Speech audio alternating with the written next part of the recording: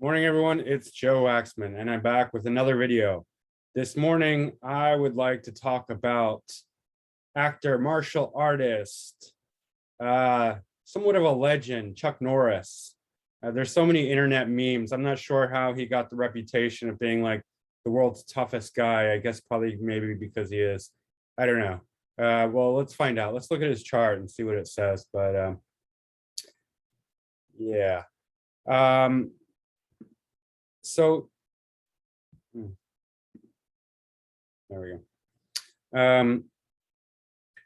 Chuck Norris. So he got his start. He went into the Air Force and he started training.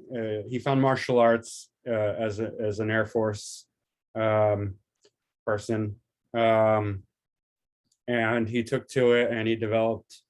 He studied more and became black belt, and then he was a real karate champion. Like, he entered tournaments. I think he lost a few times, then he ended up winning, and then he just kept winning and winning and winning, and he became undefeated as a champion, as a karate champion.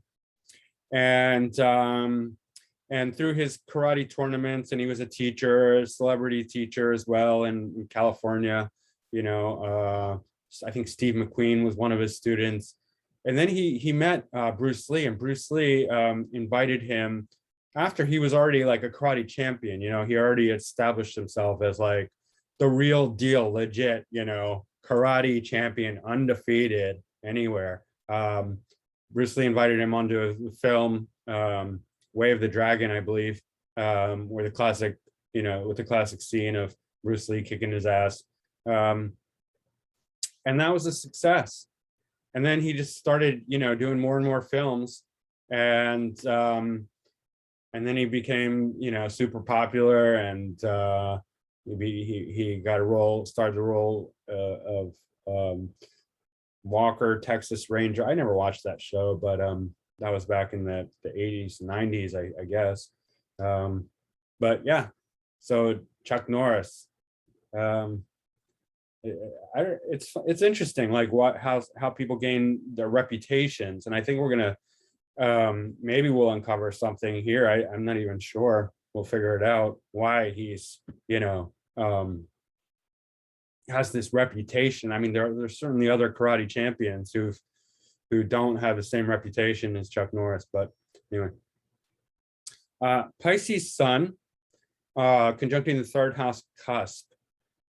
Right. And so Pisces often has this reputation of being, not just reputation, it is the sign of that relates to like creativity, spirituality, imagination, fantasy, but it's also mutable water. And so I often like to think of it as the ocean itself.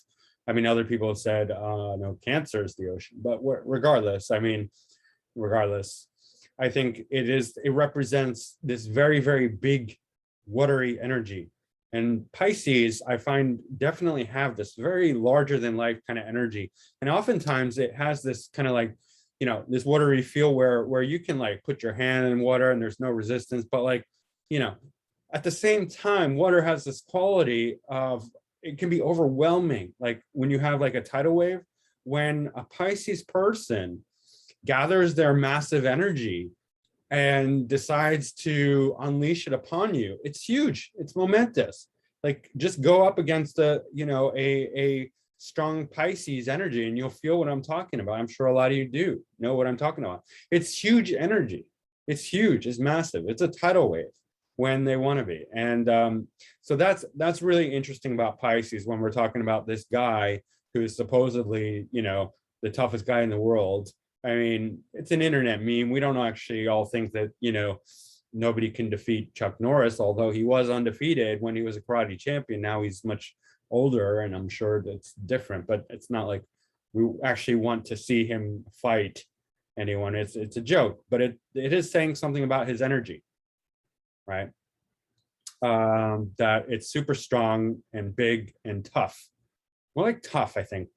Toughness, and the ability to fight and defeat enemies and opponents. Yeah, so it's also in the third house. Third house is expression, communication, friends, neighbors, short distance travel, but skills of the hands, which is very appropriate for a fighter. You need to be able to move your hands, obviously, but fighting is not just hands. But we would also look to feet and possibly sixth house Mercury. Yeah,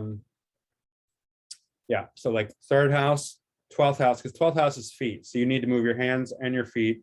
And then sixth house is fighting in general. So those lords. So we got that. We got Mercury and Jupiter. So those houses are coming in here, right? Possibly the seventh house for opponents. We got that too. He's got a third house stellium, pretty strong. The third house is also courage, right? And self-will. It has a lot to do with determination. And it's halfway to the sixth house, because 3 and 6, right? Halfway.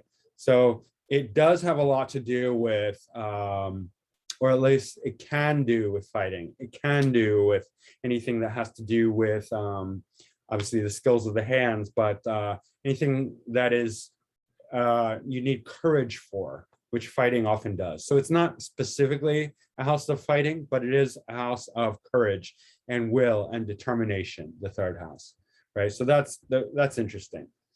Not only that, it is the house of expression and communication, and we know he was an actor, and that's important too, right? It's not just about fighting. He wasn't just a fighter. He gained fame actually through his movies and TV, right? His Mercury is also in Pisces. That's an interesting one because it's debilitated. Obviously, it's exalted in Virgo, but it's at the anaretic degree, and a lot of times Mercury and Pisces, not always, but they can be psychic. They can be psychic. So I don't know if he's psychic or not. I don't know if he considers himself psychic. Well, I think we're all psychic, actually. But the Sun and Mercury in Pisces opposite Neptune is quite an interesting axis to have. So I definitely think he has a sixth sense about him, even if he's not actively psychic, or at least if he doesn't think he's psychic. He has accurate intuition, especially if he keeps himself, clean and in shape. And I have not heard anything about him, indulging in drugs and alcohol. I think he's really disciplined in that way and keeps himself clean and fit and healthy. So that's good. So I think his psychic intuition is probably intact and active, and it aids him probably a lot in fighting, because you need that lightning fast intuition to be able to, understand your opponent and move before they're moving, right? You move from that intuitive level. It's faster than thought. It has to happen faster than thought. It happens on the instinctual level. So here with the Mercury in Pisces opposite Neptune with the Sun too, he's hearing spirit. He's hearing things. He's hearing that psychic intuition, and that's one of the reasons he's able to be a champion, because he's connecting to that spiritual psychic intuition, right? And even though his moon is in Aries, it's still conjuncting by degree this Mercury. So he's able to get that psychic intuition into his Sun and his moon, right? He's hearing that. By the way, also moon conjunct Mercury, that's great for expression, communication in the third house, especially because that Mercury is that expression and moon's the heart. So when moon and Mercury come together, you can really express the heart. And that's also why he's good in movies, because when he's speaking, there's some you feel him, you can feel him. It's not dry, it's not just like from the head. If the moon's not involved in the expression with the Mercury, it can be like too intellectual or heady. It's just the Mercury is conveying without the heart, and then there's no that passion, the feeling, right? But with this, he can express with the heart. with the moon. And that's really good. We feel that. We feel that in our heart. Our heart, whenever Mercury and the moon come together, we can feel that in our heart. Right? That's what moves us. That's why we like the people when we hear, somebody with the able to convey their moon. When they can convey their moon, we feel that, and that feels good. Moon in Aries, Jupiter in Aries, South Node in Aries, even Saturn in Aries. A lot of Aries, and Aries is naturally the fighter. I mean, it's pretty self-explanatory. That's a third house and then fourth house cusp. So it's what he grew up with. He's just a natural, like fourth house in Aries. He's just fighting his, Aries aggression, Mars fighting, all that.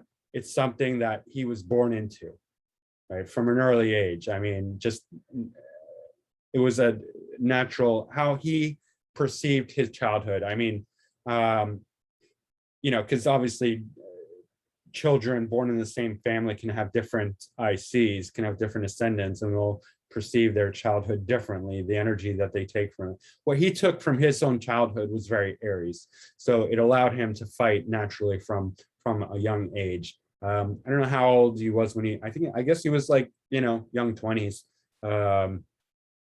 Not exactly sure when he got into martial arts, but the spirit of fighting was with him from a young age. And it's influencing his moon, his seventh house. So the way he relates to others, Jupiter, the 12th house, which is it's creativity and spirituality, but also the feet, right? So hands and feet are coming together. So he can move. He can definitely move. And then South Node, wherever South Node is, that's what the skills that we're born with. That's the thing that we came into this life with. Some people say past life. And again, I tend to, that's probably accurate, but it's still speculative. We don't know about past lives, so we're just guessing. Anyway, what we can say is that these are the skills that we came into this life with. So he came in South Node conjunct Jupiter, South Node conjunct Saturn. So, and Saturn is his ascendant lord, Capricorn. Obviously Capricorn ascendant, very tough, right? That's one of the reasons why he's considered such a tough guy. Capricorn ascendant, Saturn's his ruler. But so with South Node Jupiter, I have South Node conjunct Jupiter. Naturally, there is a lot of Jupiterian wisdom innate in the person, and he was not just a fighter, he was also a philosopher, and he wrote a lot of books, and his books were acclaimed. And we get that with Chuck Norris. Like, we can feel the wisdom with him. He's not just like this actor fighter. Like, we feel like he knows things. Like, he's a real, spiritually evolved kind of person. Like, he takes martial arts more to the spiritual side of things. And he does. He's very philosophical. He's very big-minded. Wisdom naturally is, comes to him. And Jupiter in Aries is very inspirational. It can make a great teacher. And Jupiter is the teacher, in fact. Jupiter in Aries makes him, and he was a martial arts teacher, obviously. And this is very, in the third house. Come on. I mean, that's very, very prominent, right?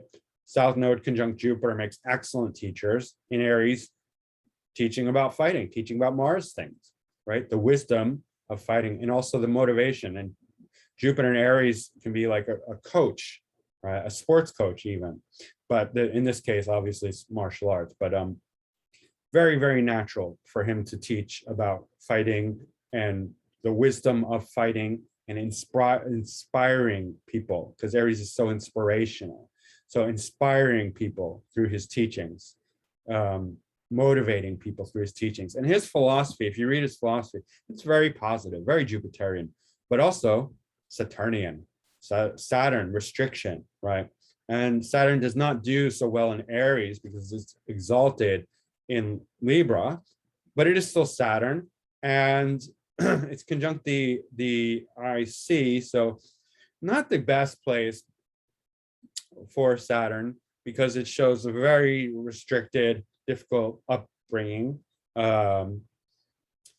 However, South Node conjunct Saturn. I mean, he probably had to work really hard when he was young and just, just work his ass off. But it made him tough, it made him strong. And South Node conjunct Saturn, not always, but a lot of times, these are the type of people who are the most disciplined, the most hardworking. They know Saturn, they know it, they've done it, it's their past, they know extremely well how to be disciplined, how to be hardworking, how to be restrictive, how to just get it done. Sometimes the South Node lesson is not finished, and you'll see this sometimes with people with certain South Node aspects, and especially I've noticed it with, sometimes it happens with Saturn, South Node Saturn, that the Saturnian lessons are still not done. So, I mean, there's a caveat there, but a lot of times it does mean not that necessarily it's done, but at least it's done for now, that he really, really understands Saturn. And that's probably why, because also that Saturn is his ascendant lord, that's why he has this reputation of being such a tough guy, because South Node is conjunct his ascendant lord Saturn. So he's like really, really Saturnian, like really Saturnian. He knows discipline, he knows hard work, he knows how to be strong and tough and fight. I mean, that's very evident. Now, Saturn is conjunct out of sign, but a domicile Venus in Taurus. This Venus in Taurus is very strong. So even though he had a very strict upbringing, it wasn't all bad, because Venus in Taurus is there, and Venus in Taurus is excellent. Venus in Taurus is luxurious, it's happy, it gets well fed, it gets well nourished, it gets all the good things. Now, Saturn can limit and restrict Venus, but Saturn actually loves Venus because it's the sign of its exaltation, right? Saturn is exalted in Libra. So here, a debilitated Saturn is gaining strength from domicile Venus out of sign. This Venus is very strong, so it's strengthening Saturn. So here, and Saturn, remember, is his ascendant lord. So here we have a fighting Saturn that's not all bad. It has strength. It's getting warmed up. It's getting fed. It's getting nourished by Venus. It's made strong by Venus. Now, Saturn is draining Venus. So we're getting a push-pull situation. Venus is feeding Saturn. Saturn is draining Venus. But being that Saturn is his ascendant lord, that's good. I mean, we don't want him too cold and hard and tough and mean, Otherwise, he'd just be like, he might become mean guy, cruel. Yeah, really good fighter, but cruel and harsh and mean, and just like, I'll beat you up, and just going around beating people up and just being an asshole, and like, just because he can, just because he's such a tough guy. No, he's also a really nice guy. He's warmed up by this Venus, and this Venus helps him out a lot. And it disciplines his Venus. It disciplines his indulgence. He's not going to be overindulgent. He's not going to be like sitting around at home, with all his money. And by the way, his second house lord Saturn, first and second. So Venus here is probably good for money as well, and the home life. He's not just going to be sitting at home indulging in like chocolates and wine and beer and cigarettes and sleeping all day. Now, the Saturn is disciplining this Venus. Even though it's very well fed, he probably has a lot of good things at home, and he's just working out still, and he's keeping healthy and keeping strong, right? He's doing what he needs to do. And Venus is ruling the MC, and Venus is making aspect to the MC. Even though it's out of sign, it's still making aspect to the MC. So his career is making aspect. That's good. For the career, you want the MC to make aspect to its dispositor, which is Venus, right? That's good. Good for his career. Excellent for his career. And Saturn too is making aspect to its sign of exaltation. So again, that's Saturn, also good for the career here. Tough at home, good for the career. Mars is conjunct Uranus. Fantastic, right? It's in Taurus. So Taurus really grounds it. This is not like, we saw this with Robin Williams, where Robin Williams had Mars, but Mars was his ascendant lord. And Mars is not his ascendant lord. Mars is ruling the 4th house and the 11th house. Okay. But so this could indicate a certain sort of turbulence in childhood or fighting. I mean, he did go to military, he did go to the Air Force, right? But Mars conjunct Uranus makes him lightning fast. Mars generally rules the body, right? And conjunct Uranus, Uranus is a bolt of lightning. So Mars conjunct Uranus in Taurus is going to make him grounded, and then fast as lightning, right? Fast as lightning. And that is excellent for fighting because it's also conjunct the 5th house cusp. Mars is not excellent in Taurus, but this Uranus, Mars conjunct Uranus, is a good combination because Taurus is so sluggish, right? And then this Uranus will make him strong and stable. I mean, the Taurus, Mars and Taurus make him strong and stable. I mean, Mars and Taurus is kind of like, it's like a bull, right? Bulls are not exactly the most refined animals. They're strong as crap, right? But they're not martial artists, right? They're not slick. But this Uranus is adding that lightning moves, the lightning dynamism. And the 5th house is really good for it. I mean, 5th house for anything sports related, anything that's 6th house is fighting in general, but this 5th house is much more can be much more sport oriented, like the kind of not fighting but competition, right? Where you have opponents and you're playing. It's more martial arts. I mean, we're not talking about really like people who really want to hurt each other. They want to win in this game, and that's why this 5th house can be excellent for martial arts, right? For anything that's like sports, playing games, performance, having fun, creativity, obviously children, but anything that has that more fun quality to it. The 6th house is not such a fun thing when we're talking about fighting, when we're talking about enemies. It's more like fighting to win. It's more about fighting as a competition, as a sport. So that's really good for what he's doing. Also for movies, right? 5th house is a house of performance. Venus, Taurus is creative. So this is excellent for film work. Very dynamic. Yeah. So Chiron is also in his 7th house in Cancer.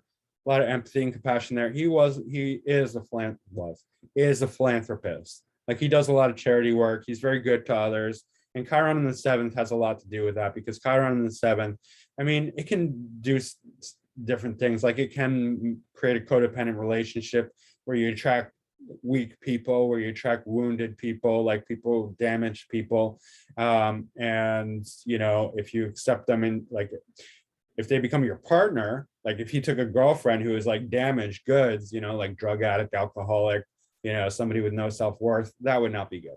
That can happen with Chiron in the 7th. It can also be the other way, where it's like a healer situation where you attract sick people, or people who are down and out, wounded, rejected, or just in some way need help, and he helps them. That's Chiron in the 7th also, right? So he can be a healer, or just somebody who's naturally empathetic towards others, caring, compassionate, wanting to help others. And he is very philanthropic. He uses money for good things. This is an interesting one. It doesn't usually come into play very much, but it is here. Why? Because it's square the nodes by 1 degree. And it's in the 7th house. It's Pallas Athena, the goddess of war. Now, that is no coincidence. This is very strategic, because Pallas Athena, if you know about the mythology, she was a strategist. She was a war strategist. She preferred not to fight, but if she had to fight, she could fight. And she had this powerful shield, and she was basically into strategy and wisdom. She's like a combination of like Mars and Jupiter, and probably Mercury somewhat. in that she can fight, but she's very wise and strategic. And there's also an association with pattern recognition. So here, because of the strategy and pattern recognition, he can easily understand his opponent, and he can strategize in ways to defeat them. He was a real life karate champion, a real life martial arts champion, right? That's not just a movie thing. He was also in the movies, but in real life, he could really fight.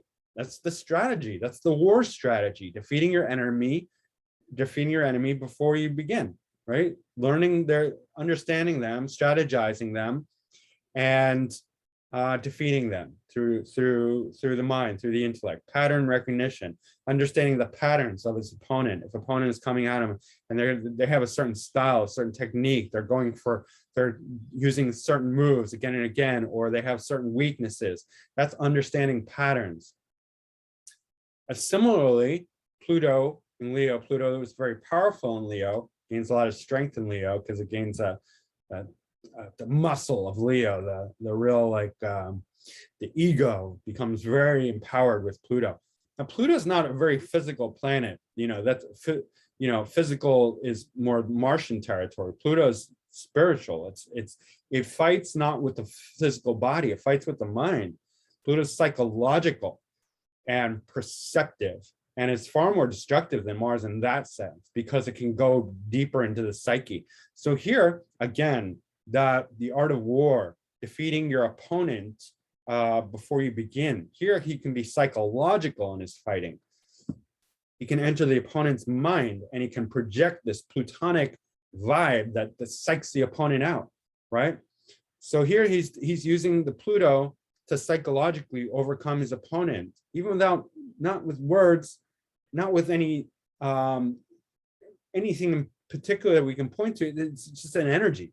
He's overwhelming them with a certain kind of plutonic energy. It's psychological. It's very powerful in the seventh for dominating, because Pluto deals with that domination, right? It's not about equal relationships. Pluto does not deal with equality. It's not Libra. It's not Venus. That's Libra and Venus territory. Pluto is the opposite. It goes to extremes and it dominates. That's why Pluto is powerful, because it's the ability to overcome others and then to control others. So he's controlling his opponents psychologically, energetically. He's just dominating them. And this Pallas Athena is really aiding that. He's the type of person to kick your ass and then heal you afterwards.